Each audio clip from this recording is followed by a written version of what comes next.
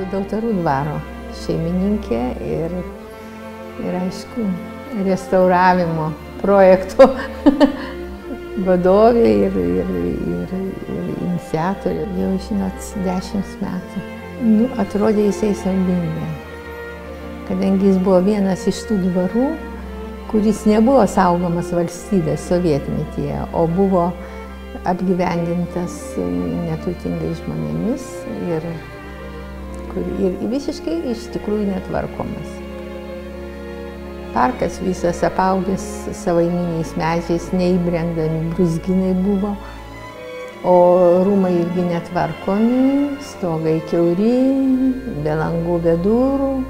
Jau kai mes atvažiavom, gyveno tik tai viena šeima, nes jau kitur gyventi buvo nebeįmanoma. Nu, žodžiu, griuvėsiai beveik, pusiau griuvėsiai. Perdangos įkrytę kai kur. Pirmieji dvaro šeimininkai nėra žinomi, bet yra aiškiai yra tik tai jų pavardė. Tai buvo Dautarai, lietuviai. Ir dvarvietė iš tikrųjų yra labai sena. Taip maždaug 14 šimtmečio turėtų būti. O tas dvaras, kuriame mes esam, tai yra iš tikrųjų yra 19 šimtmečio pradžios. Ir vokiečiai savininkai buvo šito dvaro, von Bokai. Ir ta vietovė tuo metu vadinosi Kurliandija ir jinai priklausė ne Lietuvai, o Rundalės dvaro, imperatoriško dvaro vadovybei priklausė. Čia toks ruožas tarp Lietuvos ir Latvijos buvo Kurliandijos žemė. Tai žodžiu, jie jau pirko šitą dvarą, rašo knygoje apie Stolypiną, kad tas dvaras buvo Kurliandijos žemėje. Dvaro statytojai, kadangi buvo vokiečiai, tai ir dvaro pastatų konstrukcija yra vokiška, meistrai dirbo vokiečiai ir dekoras, kurį matot, irgi yra vokiškas. Čia dirbo meistrai iš Rygos. Ir ypač labai Latvijai būdinga tas visas toks karnyzų dekoravimas, tos rozetės, jos Lietuvoje iš tikrųjų yra retai sutinkamos tokio piešinio. O paties namo konstrukcija yra labai įdomi, tai yra fakverkas, bet fakverkas ne išorinis, kaip mes turim Lietuvoje, tarkim, Klaipėdos krašte, bet vidinis. Mes jį eksponuojam mūsų mansardiniam aukšte vienoj sienai. Kaip jisai yra, kas yra vidinis fakverkas. Tai yra medinis karkasas pripildytas mūrų, bet ir dar aptaisytas iš išorės mūrų, kad nesimatytų to fakverko.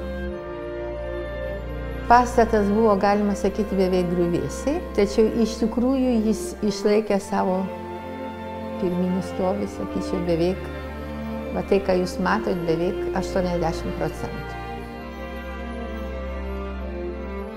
Kadangi čia gyveno labai neturtingi žmonės, jie nedarė kapitalinių remontų, nedarė tų euro remontų, kokius dabar daro, nenuskutė dažų nuo sienų. Jie, žodžiu, biškį kalkėmis pasitepdavo ant paviršiaus ir gyveno va taip. Ir tokiu būdu viskas įsilaikė. Įsilaikė nuvalius tos visus dažus, mes matom visą šitą dekorą, kurį matom, tas polichromijos, karnizai, karnizų forma. Visa tai išliko. Jau kas nukrito, bet, pavyzdžiui, šitą rozetę buvo nukritus, bet mes ją surinkom iš gabaliukų ir restauravom.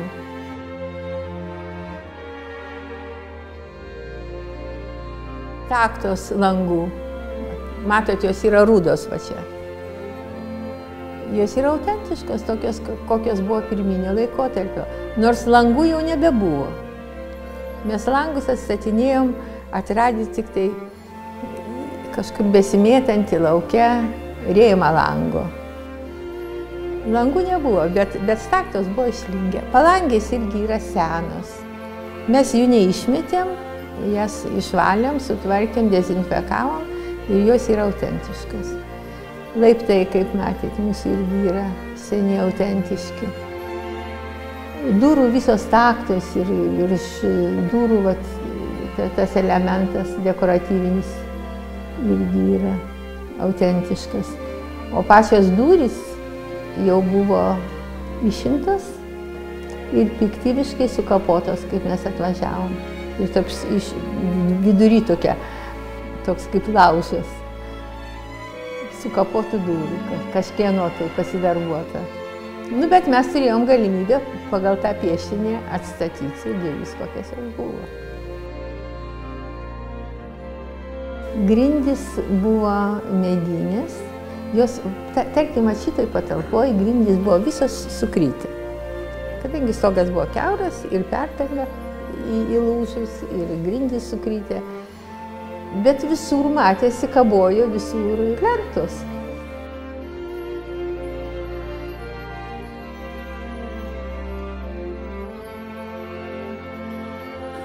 Tai čia yra 19 šimtmečio pradžios arba vidurio baldai yra supirkti pas mus. Indai servizai irgi yra to laikotarpio, bet yra ir tarpukario, dalis tarpukario. Mes turėjom istorinį planą. Archyve jis buvo surastas, taip kaip buvo išplanuotas parkas. Parko išplanavimo projektą mes turėjom senąjį. Aišku, tai, ką mes radom čia, tai buvo baisu. Jisai kultūros paveldo departamento net nebuvo įtrauktas į saugotinų objektų sąrašus. Jis buvo pavadintas mišku ir dabar dar vadinamas mišku. Nes buvo savaiminių medžių tankus miškas, į kurį net neįmanoma įeiti. Brūzgynai tokie. Tai teko atkūrinėti, būtent vadovaujantis tuo planu senu. Ir priekinėje dalyje dar buvo išlikę senų medžių, ten kaštonų alėja. Tai jau tas irgi diktavo kelių vietas. Žodžiu, bandėm atkurti, ką buvo įmanoma, o ko buvo neįmanoma, tai tą tiesiog vadovaudamiesi. Taip, kaip buvo, stengiamės atkartoti.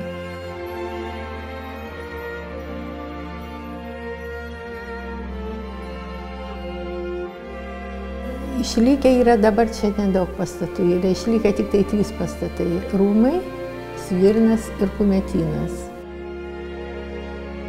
Žirgyno yra išlikę tik tai pamatai ir pagrindinė pagrindinis durų angokraštis iš betono, toks yra išlikęs, jisai stovi. O šiaip iš tikrųjų čia buvę 13 pastatų, bet jų jau nebėra. Svirne iš tikrųjų mes planuojam tai įkurti amatų centrą Svirne ir Kumetyne. Šnekinam jaunus žmonės, įrengiam jiem butus, norim juos apgyvendinti.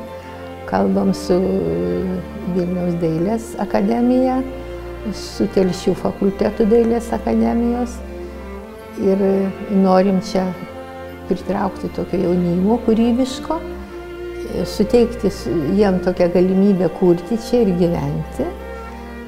Ir galvojam 2 tokias specialybės mes tai planuojam. Tai keramika, kadangi šitam dvare yra buvus molio degykla. Čia dvaras yra pastatytas iš dvare degtų plytų. Taip pat Renavo dvaro pastatai irgi iš mūsų dvaro plytų yra pastatyti. Ir galvojame irgi tą keramiką, atkurti keramiką, tik tai jau nebe plytas, bet norėtumėm dvarų keramiką. Atviras tikrai dėl to, kad mūsų tikslas buvo ne savo čia įsirengti, o būtent tą dvarą atstatyti, atkurti šito regiono žmonėm. Ir todėl mes stengiamės, kiek galima, taip, kviečiam visus, kad kuo daugiau žmonių lankytųsi, organizuojam festivalius muzikinius vasarą, planuojam plenerų stovyklas visokias, čia ateity turim labai daug edukacinių visokių programų numatę. Žodžiu, kiek galima daugiau pritraukti jaunimo ir vyresnio amžiaus žmonių. Čia yra gyvenami kambariai šeimininkų. Vienas toks butelis vyro, kitas yra žmonos. Tam kambarėlėje, kuris priklausė žmonai, kur jinai gyveno, buvęs yra pieštinis altorius. To pieštinio altoriaus yra išlikę tik tai 3 paveiksliukų pieštiniai rėmukai. Kada atvažiuodavo svečiai, tai mansardiniam aukšte buvo įrengti miegamieji. O vėliau Undinė jau gyveno šitam kambarį, kai atvažiuodavo. Ir dabar pas mus, kai lankosi, jinai irgi ten apsistoja šitam kambarį.